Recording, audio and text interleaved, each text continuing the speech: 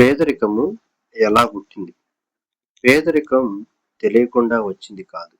అవ్వ, ఆదాము దానిని కోరుకుంటే అది వారి వద్దకు వచ్చింది. పేదరికము అవ్వ, ఆదాము జీవితంలో ఒక భాగం కాదు. ఒకవేళ అది దేవునికి ఇష్టమైతే అవ్వ, ఆదాము పాపము చేయకముందే దేవుడు పేదరికం వారికి ఇచ్చి ఉండేవాడు. అదే విధముగా ఒకవేళ అది దేవునికి ఇష్టమైనది అయితే అది మనము చనిపోయి పరలోకము వెళ్ళినప్పుడు అది పరలోకములో కూడా ఉండేలా చూసేవాడు. మొదటిగా పేదరికము దేవునికి ఇష్టమైంది కాదు అని మనం గ్రహించాలి. రెండవదిగా పాపము చేయడం వల్ల అవ్వ, ఆదాము పేదరికాన్ని వారి జీవితంలోనికి వారే లాక్కున్నారు. పాపము వల్ల వచ్చిన అనేక నష్టాలలో పేదరికము ఒకటి. అది అవ్వ, ఆదాము కోరుకుంటేనే వచ్చింది. అంటే అది వద్దు అనుకుంటే వెళ్ళిపోతుంది అని మనం గ్రహించాలి. పేదరికం ఎందుకు వచ్చింది, ఎలా వచ్చింది అనే ప్రశ్న చాలా మందిని వేధిస్తుంది. అందరూ దాని కోరల క్రింద నలిగిపోతున్నారు. అనేక వేల సంవత్సరాలుగా పేదరికం తన విషాన్ని మానవాళిపై చిమ్ముతూనే ఉంది. దాని బారిన పడి బాధపడనివాడు ఒక్కడునూ లేడు. పేదరికం ఓ బంధకమై బంధించి వేయబడిన జనములు ప్రపంచమంతటా ఉన్నారు. ప్రపంచమంతా కలిసి ఈ పేదరికాన్ని తొలగించాలని ప్రయత్నం చేస్తూనే ఉన్నది.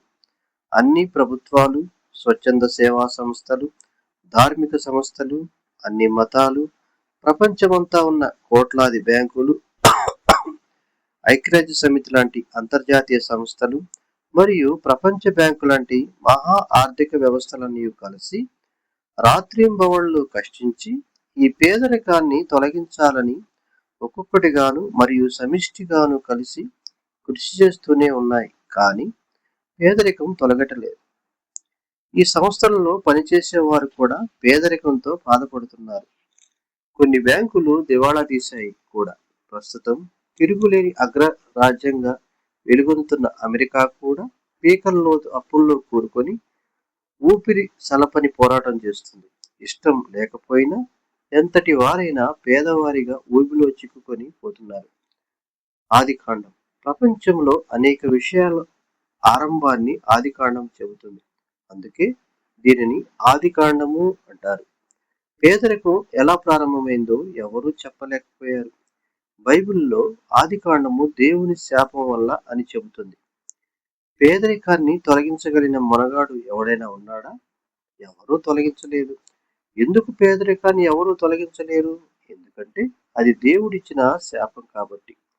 దేవుడు మనిషిని ఎందుకు శపించాడు? మనిషి దేవుని మాట వినలేదు కాబట్టి.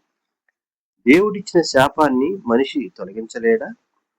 దేవుని శాపాన్ని దేవుడే తొలగించాలి. ఏ మానవుడు తొలగించలేదు. పేదరికం పోయే మార్గం లేదా? ఉన్నది. పేదరికం ఎలా పోతుంది? దేవుని మాట వినకపోవటం వల్ల పేదరికం వచ్చింది. దేవుని మాట వింటే పోతుంది. దేవుని మాట ఎలా వినాలి? దేవుడు యేసు ప్రభువు రూపంలో ఈ లోకానికి వచ్చి తన మాట తెలియజేశాడు. ఆయన మాట నమ్మితే చాలు. నమ్మితే ఏమవుతుంది? నమ్మితే నీపై శాపం, దాని బంధకాలు తొలగిపోతాయి. నీకు యేసయ్య విడుదల కలుగజేస్తాడు. నీవు ఆశీర్వాదానికి వారసుడవుతావు. అయితే ఇక్కడ మనం గమనించవలసిన ఒక ముఖ్య అంశం ఏమిటంటే పేదరికం అనేది పాపం యొక్క నీడ లాంటిది. అది అవ్వ, ఆదాములు కోరుకుంటే వచ్చింది కానీ వారి మీద బలవంతంగా రుద్దబడలేదు. వారు వద్దు అని అనుకొని ఉంటే ఈ రోజు పేదరికం అసలు ఉండేది కాదు.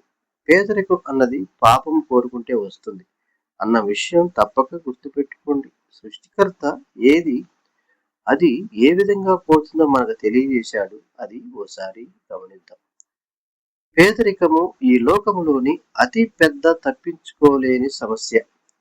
పేదరికము నుండి తప్పించుకోవడానికి ప్రయత్నం చేయని వారు ఈ లోకములో లేరు అనేది వాస్తవం.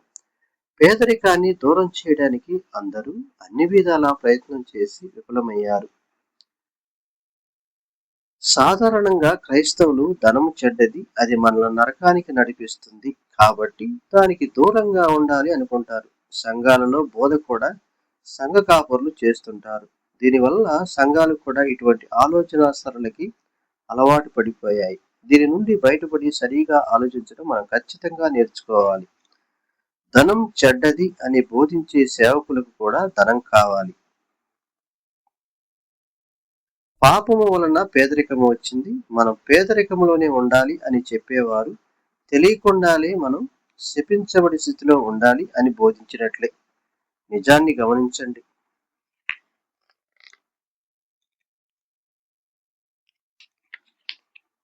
ధనం లేకుండా జీవించటం అసంభవం. ప్రతిదినం అంతా డబ్బుతోనే ప్రారంభమవుతుంది. డబ్బు లేకపోతే దినం గడవదు. నీకు ధనం యొక్క అవసరత లేకపోయినా నీ అవసరతలు ఎవరు తీరుస్తున్నారో వారికి ధనం తప్పకుండా అవసరం. ధనాన్ని ద్వేషించి తృణీకరించి మాట్లాడే వారికి కూడా ధనం ఎంతో అవసరం. దీనిలో ఏమాత్రం సందేహం లేదు. కాబట్టి ధనం గురించి బైబిల్ చెప్పే మాట మనం తప్పక అధ్యయనం చేయాలి. నీవు ధనం సంపాదించలేకపోతే దొంగతనం చేసి బ్రతకాలి. సామెతలు 39. మనం సంతోషించవలసిన విషయం ఏమిటంటే బైబిల్ ధనం సంపాదించడం మనకు నేర్పిస్తుంది. నిజంగా నీవు పేదరికం నుండి విడుదల పొందాలనుకుంటే నీవు కొన్ని పనులు చేయాలి. పేదరికము పాపమునకు నీడ వంటిది. నీకు నీవే ఆపరేషన్ చేసుకోవాలి. కొన్ని పాడైన అలవాట్లను ఆపరేషన్ ద్వారా తొలగించుకొని కొత్త అలవాట్లు ఆ స్థానంలో ఏర్పాటు చేసుకోవాలి. అప్పుడే కుంటు పడిపోయిన నీ జీవితం సరి అవుతుంది. దానికి సిద్ధంగా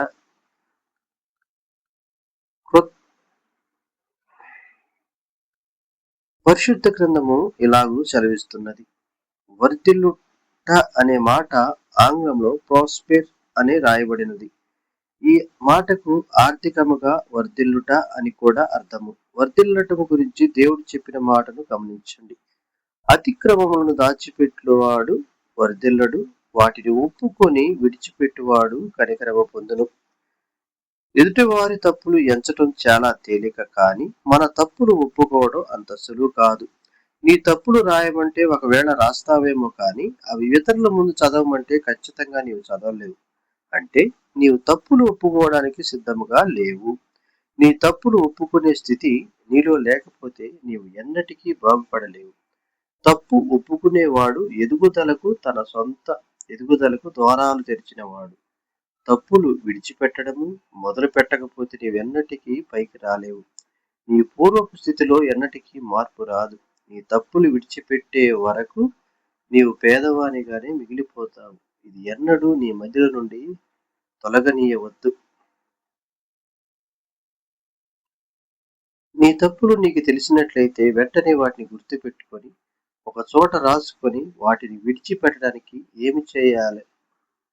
నీ అభివృద్ధికి ద్వారాలు తెరవబడతాయి. తప్పులు విడిచిపెట్టడానికి ధైర్యం లేని పిరికివాడికి మంచి జీవితం కోరుకునే హక్కు లేదు. తప్పు చేయడానికి చూపే ధైర్యం తప్పు విడిచిపెట్టడానికి ఎందుకు చూపలేకపోతున్నావు?